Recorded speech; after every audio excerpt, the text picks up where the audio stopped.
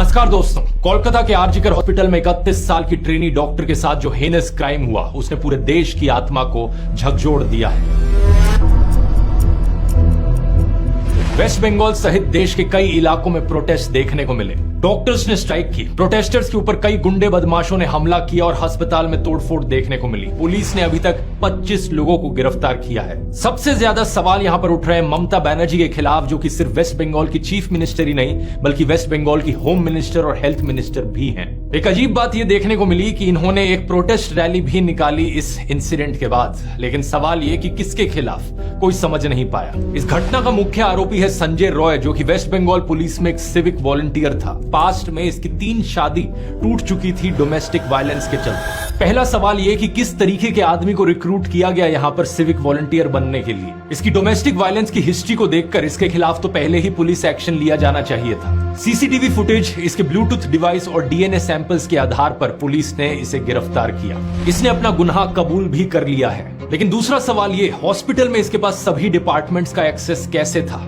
घटना के कुछ दिन बाद इस केस को सीबीआई को ट्रांसफर करने की डिमांड उठी। सीएम ममता बनर्जी ने इसे भी श्रग ऑफ करने की कोशिश करी, ये कहते हुए कि मुझे तो इससे कोई समस्या नहीं है। अगर अगले कुछ दिनों में पुलिस कुछ नहीं कर पाई तो वो खुद ही इस केस को सीबीआई को ट्रांसफर करने वाली है। कोलकाता हाईकोर्ट ने पुलिस की विश्वसनीयता की कमी जैसे कारणों का हवाला देते हुए मामले को सीबीआई को सौंपने का आदेश दिया। साथ ही साथ हाईकोर्ट ने यह भी याद दिलाया कि किसी केस के सीबीआई को सौंप दिए जाने की डिमांड दिखाती है कि स्टेट पुलिस में लोगों का भरोसा नहीं रहा है और ये होम मिनिस्टर और चीफ मिनिस्टर ममता बनर्जी का एक फेलियर है। यहाँ आता है हमारा तीसरा सवाल, आखिर किस तरह संदीप घोष जैसा आदमी आरजीकर मेडिकल कॉलेज का प्रिंसिपल बना हुआ था? इस पर आरोप है कि ये बहुत ही करप्ट इंसान रहा है। अलेजिडली इसने माफिया की तरह इस मेडिकल कॉलेज को चलाया, लेकिन बार बार इसका ट्रांसफर रुक जाता था। अंदेशा है कि इनके टीएमसी के करीबी होने की वजह से था। इस केस में भी इन पर संगीन आरोप लगे कि कैसे इन्होंने मामले को दबाने की कोशिश करी, इसे एक आत्महत्या दिखाने की कोशिश करी। विक्टिम के पेरेंट्स को कई घंटों तक विक्टिम की बॉडी नहीं दिखाई गई। एफआईआर लिखने में भी देरी हुई और इन्हें जब वहां से हटाया गया उसके बाद भी इन्हें कैलकाटा नेशनल कॉलेज का प्रिंसिपल बना दिया गया। मतलब जो आदमी किसी एक जगह पर होने के लायक नहीं है तो उसे दूसरी जगह ट्रांसफर करने का क्या सेंस बनता है? कैलकाटा हाईकोर्ट ने इसी नॉनसेंस को पॉइंट आउट करते हुए संदीप घोष को एक्सटेंडेड लीव ऑफ एब्सेंस पर भेज दिया। संदीप पर लगे हुए करप्शन चार्जेस की जांच करने के लिए वेस्ट बंगाल सरकार ने एक एसआईटी बनाई है, जिसे 1 महीने में अपनी रिपोर्ट सबमिट करने को कहा गया है। सीबीआई इस पर्टिकुलर केस में उन्हें अब तक 4 बार इंटरोगेट कर चुकी है। देश भर में जब लोगों ने इस केस पर आवाज उठाई तो वर्क प्लेसेस में औरतों की सेफ्टी के लिए वेस्ट बंगाल सरकार ने कुछ इनिशिएटिव्स अनाउंस किए। सुप्रीम कोर्ट ने मामले की सुओ मोटो कॉग्निसेंस ली, कुछ स्ट्रॉन्ग स्टेटमेंट्स दी, जैसे कि संविधान में दी गई इक्वालिटी क्या ही है अगर औरतें अपने वर्क प्लेस में भी सेफ ना हो और उन्हें बेसिक इक्वालिटी डिनाई की जाए। ग्राउंड लेवल चेंजेस आने के लिए देश अब एक और रेप होने का इंतजार नहीं कर सकता। कुछ दिन पहले दोस्तों मैंने इस केस के ऊपर एक पोस्ट लिखी थी और आपसे कहा था, उम्मीद है आप लोगों का इंटरेस्ट लूज ना हो जाए इस इशू में। जब तक मेरा ये वीडियो रिलीज होगा शायद आउटरीच खत्म हो चुकी होगी, शायद प्रोटेस्ट रुक चुके होंगे, लेकिन क्या देश में हो रहे हर रोज के करीब 80 रेप केसेस रुक गए होंगे? बिल्कुल भी नहीं। कोलकाता की खबर के बाद आई उत्तराखंड से ये खबर, एक नर्स के साथ भी ऐसा ही हादसा हुआ। इस केस में बस ड्राइवर और बस कंडक्टर शामिल थे। बेंगलुरु में 21 साल की कॉलेज स्टूडेंट पार्टी से घर जा रही थी और उसके साथ भी ये देखने को मिला।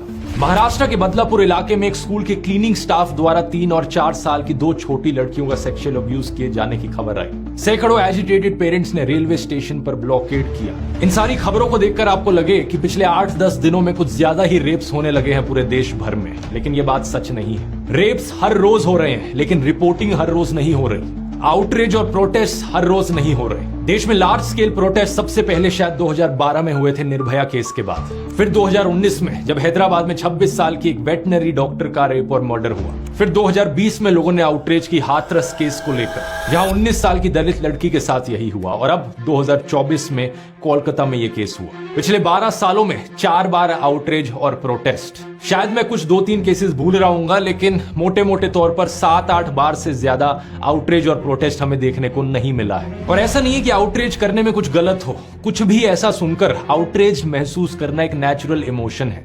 प्रोटेस्ट करना भी हमारे जिंदा होने की निशानी है। लेकिन हालातों में कुछ तो सुधार होना चाहिए। 2012 से लेकर हम अब तक देखें तो हो इसका उल्टा ही रहा। 2012 के आसपास एक साल में 25,000 ऐसे केस रिपोर्ट होते थे, जबकि एनसीआरबी के लेटेस्ट फिगर्स के अनुसार 2022 में 31,000 ऐसे केस रिपोर्ट हुए, यानी कि हर दिन के 85 रेप केसेस। अगर हम बढ़ती हुई पॉपुलेशन के साथ साथ प्रपोर्शन भी देखें तो उसमें भी हमें उछाल देखने को मिलता है। तब से लेकर अब तक देश की पॉपुलेशन बढ़ी है करीब 1.14 टाइम्स, लेकिन रेप केसेस बढ़े हैं करीबन 1.25 टाइम्स। इसका मतलब साफ है, सिचुएशन बदतर होती जा रही है। जो रेप के रूट कॉजेज हैं वो ना केवल बने हुए हैं बल्कि बढ़ते जा रहे हैं। इस वजह से मुझे एब्सर्डिटी महसूस होती है। एक हफ्ते प्रोटेस्ट हो ये ठीक है, लेकिन साल के बाकी दिनों ऐसा बिहेव करना जैसे कि सब चंगा सी, ये एब्सर्ड है। क्या होना चाहिए सिचुएशन में सुधार के लिए? क्या आप लोग इस अनकंफर्टेबल डिस्कशन के लिए तैयार हैं? ये डिस्कशन इसलिए अनकंफर्टेबल होगा क्योंकि शायद आप देखेंगे कि आप में से बहुत से लोग किसी न किसी तरह इनडायरेक्टली इस प्रॉब्लम का हिस्सा है। क्या आप इसे एक्नॉलेज करेंगे?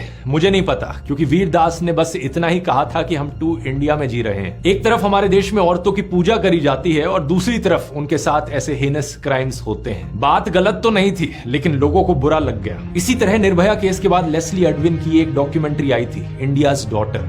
ये इतनी पावरफुल और थॉट प्रोवोकिंग डॉक्यूमेंट्री थी कि देश के हर एक स्कूल में इसे 10th क्लास के बच्चों को दिखाया जाना चाहिए था। लेकिन हमारे देश में लोग अनकंफर्टेबल हुए और इस डॉक्यूमेंट्री पर बैन लगा दिया गया। कहा गया कि इससे इंडिया की इंटरनेशनल इमेज खराब होगी। आज की डिस्कशन के बाद भी आपको इसी तरीके से अनकंफर्टेबल लग सकता है, लेकिन अगर आप जेन्युइनली कंसर्न्ड हो इस मुद्दे को लेकर तो वीडियो को आखिर तक देखना और जो स्टेप्स हम डिस्कस करेंगे सॉल्यूशन के लिए, उस सॉल्यूशन का हिस्सा भी बनना।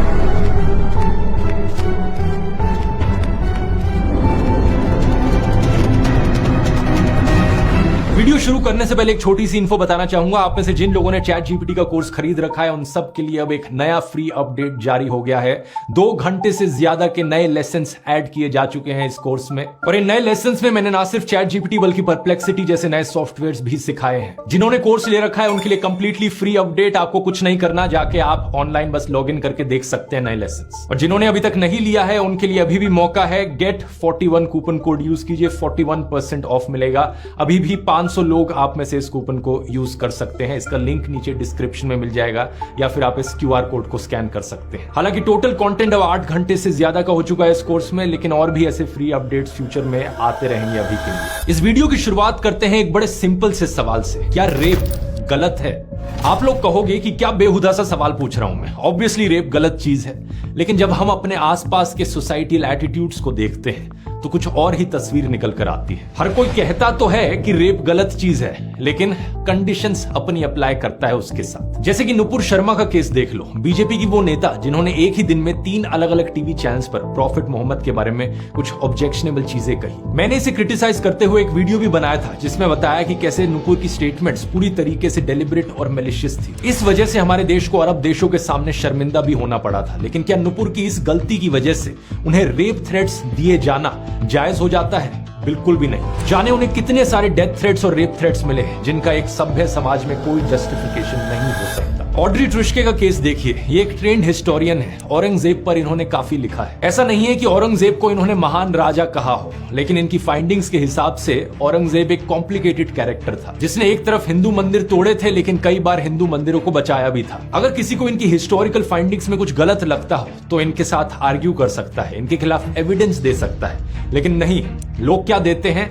डेथ थ्रेट्स और रेप थ्रेट्स। इंदिरा जयसिंह का केस देख लीजिए। Famous human rights lawyer, gender equality के लिए बहुत से लैंडमार्क केसेस में अपीयर हुई है। जब निर्भया के रेपिस्ट को फांसी की सजा मिलने वाली थी तो इन्होंने कैपिटल पनिशमेंट के खिलाफ बयान दिया। कॉन्टेक्स्ट के लिए बता दूं, दुनिया के 112 देशों में डेथ पेनल्टी को खत्म किया जा चुका है। फिर भी शायद ये आर्ग्यू किया जा सकता है कि इंदिरा जयसिंह का बयान इल टाइम्ड था, रॉन्गली वर्डेड था, या निर्भया के पेरेंट्स से ऐसी कोई अपील करना गलत था। हम डेथ पेनल्टी पर उनके विचारों से असहमत हो सकते हैं, लेकिन कंगना रनौत ने क्या कहा? उनको रेपिस्ट सिंपैथाइजर कह डाला। इतना ही नहीं, उनको रेपिस्ट के साथ जेल में रखने की भी बात कर डाली। उस लेडी को उन लड़कों के साथ 4 दिन जेल में रखो जिनको बड़ी दया आती है, और ऐसी ही औरतों की कोख से ऐसे निकलते हैं दैशी दरिंदे। इसी पॉलिटिकल ओपिनियन या पॉलिटिकल सपोर्ट में बेवकूफ बनकर ही ऐसा होता है कि बिल्किस बानो के कॉन्विक्टेड रेपिस्ट को रिलीज करवा दिया जाता है। ऐसे दरिंदों को मिठाई खिलाई जाती है, संस्कारी ब्राह्मण कहा जाता है, और लोग आउटरेज नहीं करते। प्रज्वल रेवन्ना जिसके बारे में 2500 से ज्यादा औरतों के यौन शोषण की रिपोर्ट आई, लेकिन बहुत से लोग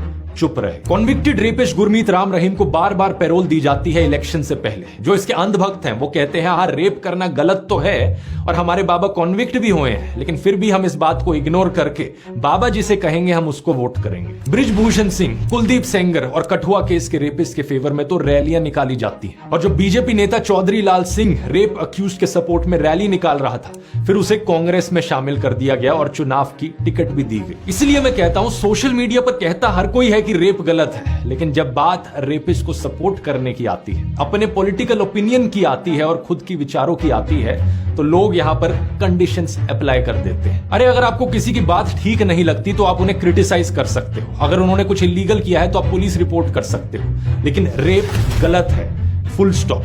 रेप थ्रेट गलत है, फुल स्टॉप। लेकिन प्रॉब्लम यह है कि लोगों की अगर मगर चलती रहती, और बात यहां सिर्फ सोशियो पॉलिटिकल ओपिनियन तक सीमित नहीं है, बल्कि लोगों के बहुत सारे दूसरे प्रोविजंस में भी कंडीशंस अप्लाई होती हैं। हाथरस के केस में सुधीर चौधरी ने जी न्यूज पर कहा कि विक्टिम के अक्यूज के साथ प्रेम संबंध थे।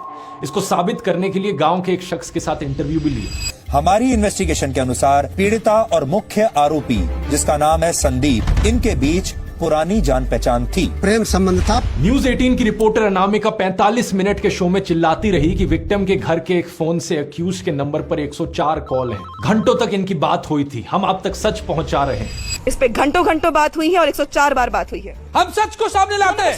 न्यूज 18 जहां पहुंचता है वहां सच बोलता है, सच। अर्नब गोस्वामी ने तो ये तक कह दिया कि यहाँ कोई रेप नहीं हुआ था, ये सब मनोहर कहानी है। बीजेपी नेता और हरियाणा के फॉर्मर मुख्यमंत्री मनोहर लाल खट्टर ने भी कुछ ऐसा ही कहा था कि 80 से 90% मामलों में अक्यूज्ड और विक्टिम एक दूसरे के परिचित होते हैं। उनमें झगड़ा हो जाता है तो लड़की रेप का इल्जाम लगा देती है। इसी तरह की इनसेंसिटिव स्टेटमेंट्स हमें वेस्ट बंगाल सीएम ममता बनर्जी से भी सुनने को मिली है, जैसे कि 2022 का नाडिया रेप केस, जहां एक 14 साल की बच्ची विक्टिम थी। उस पर उन्होंने कहा कि लड़की का लड़के के साथ लव अफेयर था। इस तरीके की बातों को डिबंक करने में भी ऑकवर्ड सा महसूस होता है। क्या ये चीज भी अब इनको समझानी पड़ेगी कि प्यार में होने का मतलब रेप का लाइसेंस नहीं होता? बात बड़ी सिंपल है, रेप यानी जबरदस्ती, रेप यानी किसी की फ्रीडम का वायलेशन। कोई कितना भी एक दूसरे के साथ प्यार में क्यों ना हो, दोनों पार्टनर्स का कंसेंट यहां पर जरूरी होता है। कंसेंट मतलब सहमति, लड़की की सहमति होनी जरूरी है। और दूसरी बात ये कि ये कंसेंट रिवर्सेबल होता है, यानी कि लड़का या लड़की जब चाहे अपना कंसेंट वापस ले सकते हैं। अपना कंसेंट विड्रॉ करने का हर किसी को अधिकार है हर समय। तीसरी चीज, जिस केस की ममता बनर्जी ने बात की, वो तो विक्टिम एक माइनर थी, और माइनर के केसेस में तो कंसेंट को कंसेंट भी नहीं माना जाता। पहले ये उम्र 16 साल होती थी, लेकिन 2012 के पॉक्सो एक्ट के अंतर्गत इस उम्र को 18 साल कर दिया गया। अब पहला हो गया यहाँ पर लोगों का सोशियो पॉलिटिकल ओपिनियन, दूसरा हो गया लव अफेयर, किसी के साथ प्यार में होना, तीसरी इफ एंड बट कंडीशन आती है लोगों की कि लड़की इतनी रात को बाहर क्या कर रही थी। गोवा के 2 माइनर्स के साथ रेप हुआ तो बीजेपी नेता और गोवा के चीफ मिनिस्टर प्रमोद सावंत ने कहा कि लड़कियां रात को बाहर क्यों थी। झारखंड में एक आदिवासी लड़की के साथ रेप और मर्डर हुआ तो झारखंड मुक्ति मोर्चा के एक एमएलए ने भी ऐसा ही कहा। विक्टिम्स के मां बाप पर दोष डालते हुए कहा कि वो अपनी बेटियों को शाम के बाद घर से बाहर क्यों निकलने देते हैं। दिलचस्प बात पता है क्या है? निर्भया के एक रेपिस्ट मुकेश सिंह की भी ऐसी ही सोच थी। उसने कहा था कि अगर लड़की रात को घर से बाहर निकलती है, गलत कपड़े पहनती है, तो रेप के लिए वो जिम्मेदार है। हर कोई शरीफ लड़की होती है, रात को 9 बजे मतलब नहीं होती है। लड़के भी उतने उससे ज्यादा जिम्मेदार है रेप के लिए, ये लड़के हैं उससे ज्यादा। एक बार फिर से ये बहानेबाजी बिल्कुल नॉनसेंस है। लड़कियों के रात में बाहर होने से रेप नहीं होते, रेपिस्ट के रात में बाहर होने से रेप होते हैं। अगर किसी को लगता है कि उनके लड़के ऐसे पोटेंशियल रेपिस्ट हैं, तो वो अपने लड़कों को रात में घर के अंदर बंद करके रखें। दूसरी बात कि साल दर साल एनसीआरबी की रिपोर्ट में देखा गया है कि 90% से ज्यादा केसेस में अक्यूज्ड विक्टिम की जान पहचान का होता है। 2015 की रिपोर्ट में 95% अक्यूज्ड परिचित थे, 2017 में 93% और 2021 में 96.8%। इसमें पड़ोस के लोग, दोस्त, कोवर्कर्स, इमीडिएट फैमिली मेंबर्स और रिलेटिव्स शामिल होते हैं। नवंबर 2020 में दिल्ली पुलिस ने एक पार्लियामेंट्री पैनल को एक रिपोर्ट सौंपी और उसमें भी कुछ सिमिलर ही देखा गया। दिल्ली में हुए केसेस में भी 98% केसेस ऐसे थे जहां अक्यूज्ड जान पहचान का आदमी था। 57% केसेस में फैमिली मेंबर, रिलेटिव या फैमिली फ्रेंड ही था। यह चीज दूसरे देशों में भी देखने को मिलती है। अमेरिका में भी पाया गया है कि 80% केसेस में अक्यूज्ड कोई जान पहचान का ही होता है। तो ज्यादातर केसेस में जब जान पहचान के लोग ही ये काम कर रहे हैं, तो रात को घर से बाहर निकलने वाली बात आ ही कैसे जाती है। चौथी कंडीशन आती है लूज कैरेक्टर की। कहा जाता है कि सेक्सुअल हैरेसमेंट गलत तो है, लेकिन ये लड़की का लूज कैरेक्टर था। कर पीना, किसी के साथ भी चले जाना, ये ऐसी लड़कियां करती हैं, अच्छे घराने की लड़कियां नहीं। ऐसी लड़कियों के साथ ना ऐसा ही प्लीज क्वाइट आराम से साथ चल दे और बैठ के पिए। कोई भी लड़का समझेगा ना कि ये लड़कियां तैयार हैं, वरना क्यों आएंगी, क्यों पिएंगी। रेप के खिलाफ हो रहे प्रोटेस्ट में भी हमें अक्सर सुनने को मिलता है कि औरतें तो देवी का रूप होती हैं, वो किसी की बेटी, किसी की बहन, किसी की माँ होती हैं। लेकिन प्रॉब्लम ये भी है, लोग एक तरफ या तो औरतों को पूरा भगवान की तरह देखते हैं या फिर दूसरी तरफ उन्हें बिल्कुल ऑब्जेक्ट्स की तरह देखते हैं। अरे उन्हें इंसान की तरह भी तो देख लो, हर एक औरत एक इंसान होती है आदमी की तरह। अब ये औरत चाहे एक लोकल स्टेज डांसर हो या फिर एक तवायफ ही क्यों ना हो, हर एक इंसान की तरह उन्हें भी संविधान ने आजादी का बराबर हक दिया है। लेकिन अक्षय कुमार की फिल्म में कैसे डायलॉग्स हमें सुनने को मिलते हैं, तवायफ की लुटती हुई इज्जत को बचाना और 30 मार खान को कैद करना दोनों बेकार है। तवायफ की लुटती इज्जत को बचाना और 30 मार खान को कैद करना दोनों बेकार है, दोनों बेकार है। शाबाश, कमाल का लाइन है। कुछ रेपिस्ट मेंटालिटी के लोगों की ऐसी सोच होती है कि अगर लड़की स्टेज पर डांस कर रही है तो उसके साथ छेड़छाड़ की जा सकती है। ऐसे लोग उस औरत को चरित्रहीन कहते हैं, लेकिन असलियत में इस विचारधारा के लोगों से ज्यादा चरित्रहीन कोई हो नहीं सकता। एक शानदार फिल्म आई थी इस पर एक बारी, अनारकली ऑफ आरा, जिसमें स्वरा भास्कर ने ऐसी ही एक लोकल स्टेज डांसर का रोल किया था। एक नेता उस पर असॉल्ट करता है तो वो उसके खिलाफ लड़ती है। फिल्म में यही दिखाया गया है कि हर एक औरत को अपने शरीर पर अधिकार है। पिंक भी ऐसी ही एक सेंसिटिव फिल्म है जिसमें दिखाया गया है कि किसी लड़की के शराब पी लेने का मतलब ये नहीं होता कि उसके साथ मिसबिहेव किया जा सके। ये रेपिस्ट मेंटालिटी वाले लोगों का एक और एक्सक्यूज होता है कि लड़की ने तो शराब पी हुई थी। ये बात सही है कि शराब पीना सेहत के लिए हानिकारक होता है, लेकिन शराब पीने से किसी का कैरेक्टर जज नहीं किया जा सकता और इसे सेक्सुअल असॉल्ट का बहाना तो बिल्कुल नहीं बनाया जा सकता। यहां भी कंसेंट यानी सहमति जरूरी है। इनफैक्ट बीएनएस सेक्शन 63 तो यह भी कहता है कि औरत की कंसेंट इंटॉक्सिकेशन की वजह से थी तो रेप का चार्ज भी बन सकता है। छठी कंडीशन, जो कि सबसे कॉमन विक्टिम ब्लेमिंग है, कि रेप गलत तो है लेकिन लड़की ने छोटे कपड़े पहन रखे थे। ये एक बार फिर से बिल्कुल ही बकवास आर्ग्यूमेंट है। अगर छोटे कपड़े की वजह से रेप होता है तो छोटी बच्चियों का रेप क्यों होता है? बूढ़ी औरतों का रेप क्यों होता है? मेंटली इल बच्चों के साथ रेप क्यों होता है? साड़ी और बुर्का पहनी हुई औरतों का रेप क्यों होता है? गांव में रेप क्यों होता है? राजस्थान और उत्तर प्रदेश में तो लड़कियों के छोटे कपड़े पहनना बहुत ही रेयर बात है, तो वहां पर सबसे ज्यादा रेप क्यों देखने को मिलते हैं? इतना बकवास आर्ग्यूमेंट, लेकिन फिर भी पता नहीं क्यों बहुत से लोगों के मन में, समाज में यही आर्ग्यूमेंट बना रहता है। अटक गया है उनके मन में कि लड़की ने छोटे कपड़े पहने थे, यही कारण हो। All the ladies wear the shorted dress or naked direct. If you are the parents, please control the girl.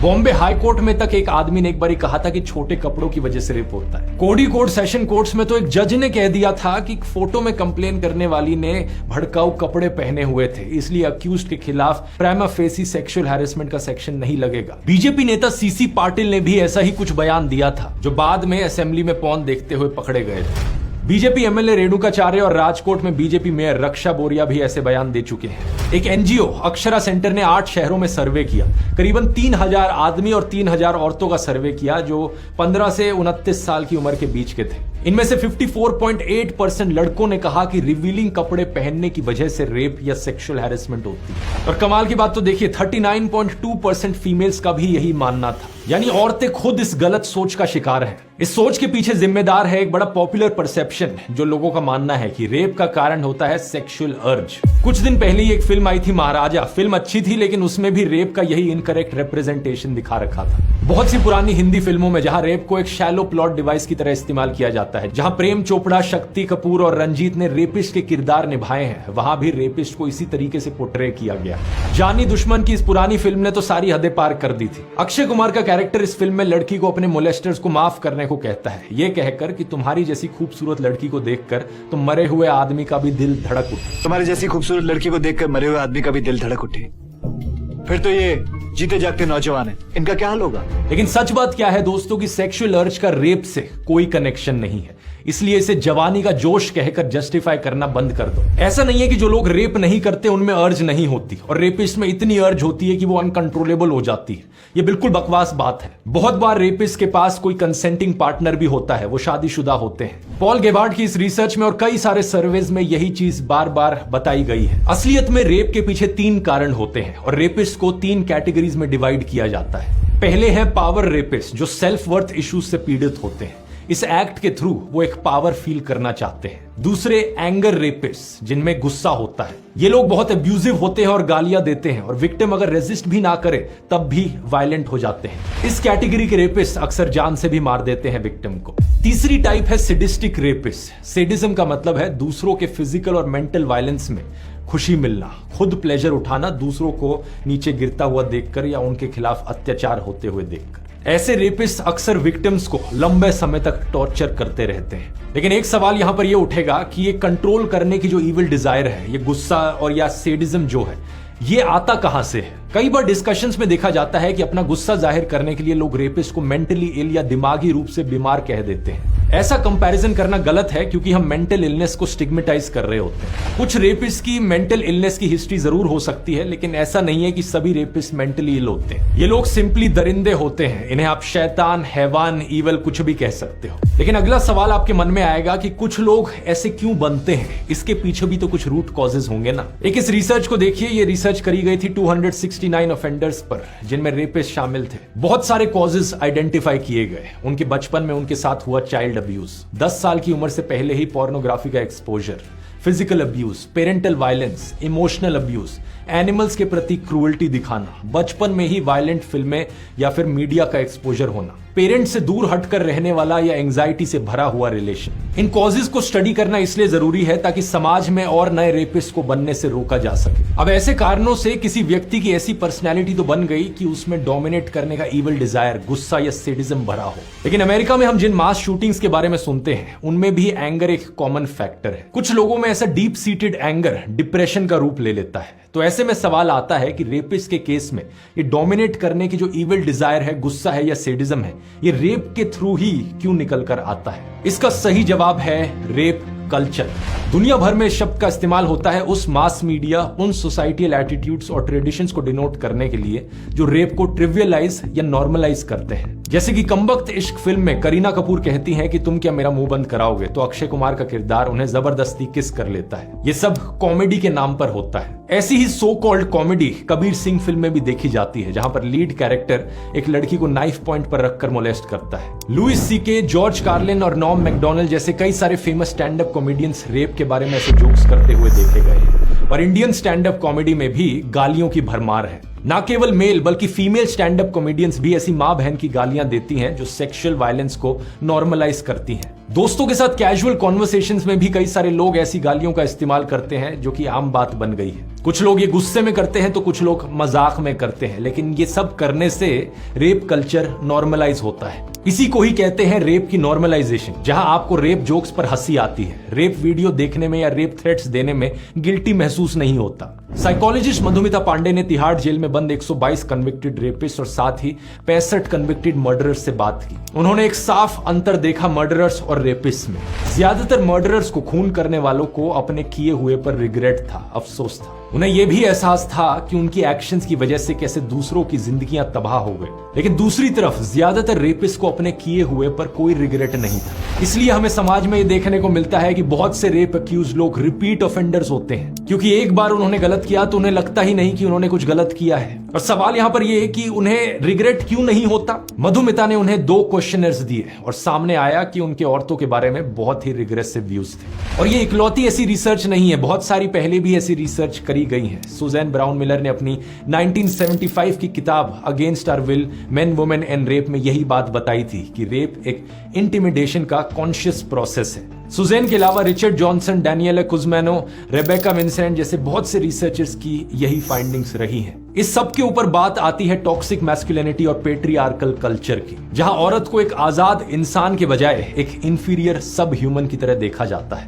उसके ऊपर ना जाने कितनी रिस्ट्रिक्शंस लगाई जाती हैं कि ये मत पहनो, बाहर मत जाओ, ज्यादा खुलकर मत हंसो। एक औरत को अक्सर एक ऑब्जेक्ट की तरह भी देखा जाता है। रणबीर कपूर की एक cringe worthy ad, score more with x blast, वही मानसिकता दर्शाती है कि लड़कियां तो एक ऑब्जेक्ट है। करीना कपूर का ये गाना, तंदूरी मुर्गी हूं यार, गटका ले मुझे अल्कोहल से, आप पटा ले मुझे मिस्ड कॉल से। बादशाह का गाना, मैं वो हूं जिसके बारे में चेतावनी देती होगी तेरी माँ। यानी आप ऐसे असॉल्टर्स को ग्लैमराइज कर रहे हो। टॉक्सिक मैस्कुलिनिटी को स्टाइलाइज करके दिखाया जा रहा है फिल्मों में और गानों में।